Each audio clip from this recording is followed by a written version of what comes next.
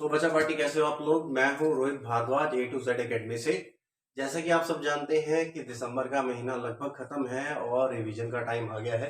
तो आप सबके लिए रिवीजन के लिए 10th की एक नई सीरीज शुरू हो रही है फिजिक्स की, जिसमें हमारा सबसे पहला जो लेसन आता है वो आता है लाइट। तो आज हम इसी के बारे में ही पढ़ेंगे, कुछ basic concepts of the light.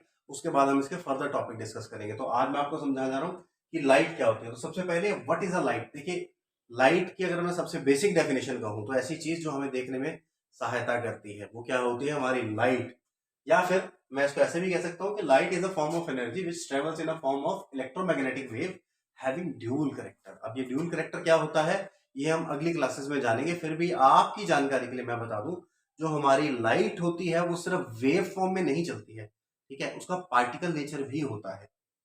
ये हम अगली क्लासेस में जानेंगे। तो लाइट की जो बेसिक डेफिनेशन क्या होती है, light is a source of energy which produce in us the sensation of site, जो हमें देखने की सेंसेशन पैदा करती है, जो हमें चीजों को दिखाने में मदद करती है। जैसे कि आपने देखा, आप कोई भी चीज देखें, कोई भी रंग देखें, तो आपको उसका रंग क्यों दिखता है, वो इसलिए दिखता है कि जब लाइट किसी चीज पे पड़ती है तो जो उसके कलर्स होते हैं वो सारे कलर्स को एब्जॉर्ब कर लेती है। पर जिस एक रंग को वो रिफ्लेक्ट करेगी उसी का रंग हमें उस चीज पर दिखाई दिया जाएगा।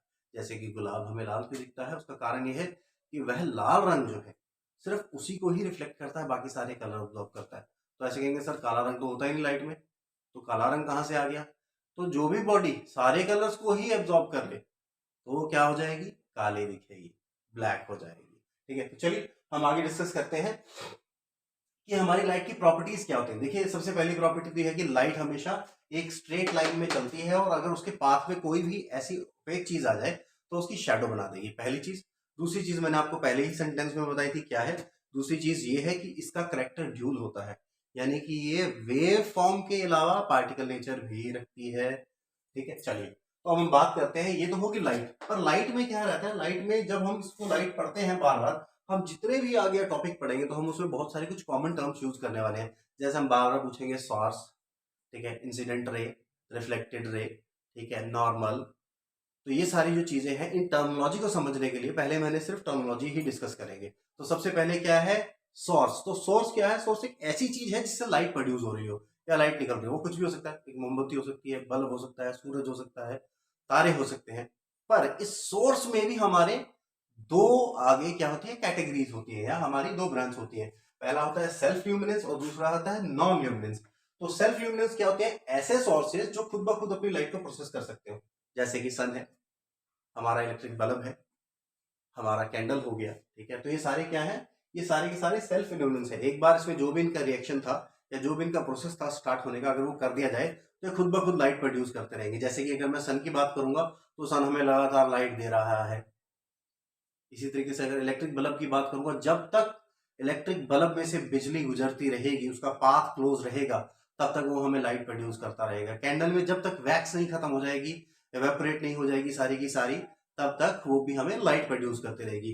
पर ऐसा जरूरी नहीं है कि चीजों के पास खुद की ही लाइट हो, दूसरी चीजों में भी जो है हमें चमकती हुई या लाइट प्रोड्यूस करती हुई दिखाई दे सकती है, पर उनकी एक्चुअल लाइट होती नहीं। तो उस टाइप के ऑब्जेक्ट्स के सोर्स को क्या कहते हैं, हम नॉन ल्यूमिनस। जैसे कि चांद, मून एक बहुत ही अच्छा एग्जांपल है इसका। देखिए, मून की अपनी कोई लाइट नहीं है, पर गाना तो सुना है ना सबने, चांदनी रातें, है ना। तो चांदनी रातों में क्या होता है, रात को चांद से हमें रोशनी मिल रही है या स्टार्स से हमें रोशनी मिल रही है। स्टार्स किसका ऑब्जेक्शन हो गया, किसका कैटेगरी होगी, सेल्फ ल्यूमिनेंस की। बट जो मून है वो किसकी आ गई, वो आ गई नॉन ल्यूमिनेंस की। तो नॉन ल्यूमिनेंस क्या होता है, उनके पास अपना कोई भी सोर्स नहीं होता जिससे वो लाइट प्रोड्यूस करें।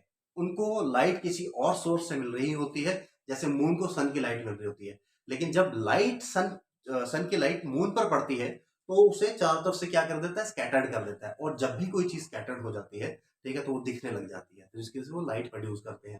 ठीक है, तो क्या है हमारा एक बेस्ट एग्जांपल इसका, मून हमारा एग्जांपल है।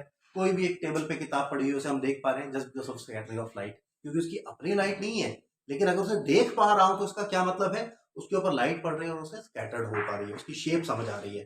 ठीक है, तो scattering of light is a very important phenomenon जो कि आगे आपको समझ आएगा।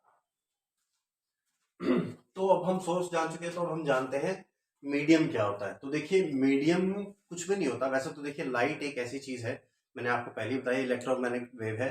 तो इसको चलने के लिए कोई मीडियम की जरूरत नहीं है। So it means it can travel through a vacuum, या स्पेस में भी ट्रेवल कर सकती है। तो इसको मीडियम की जरूरत है, फिर भी हमें एक्सपेरिमेंट करने के लिए हमें जानना पड़ता है कि मीडियम क्या है, तभी तो हम किसी चीज का रिजल्ट निकाल पाएंगे ना।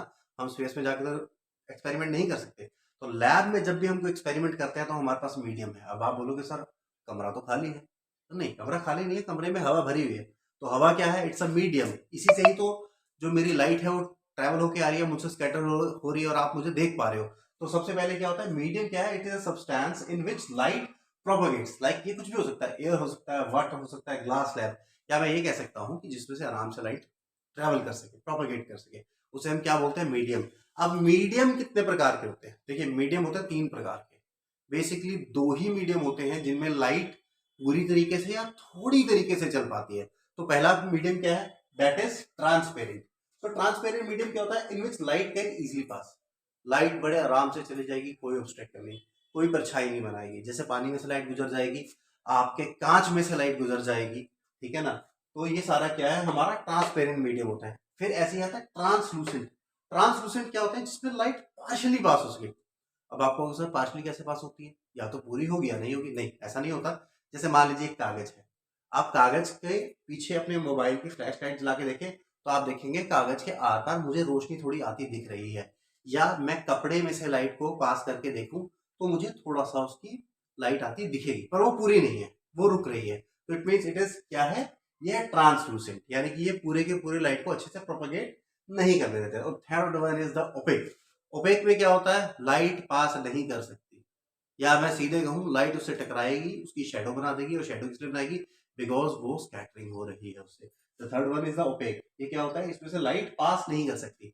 ये क्या है, वुड है, आपकी मेटल शीट हो गई, आपका कंक्रीट हो गया, इनमें से लाइट पास नहीं कर सकती।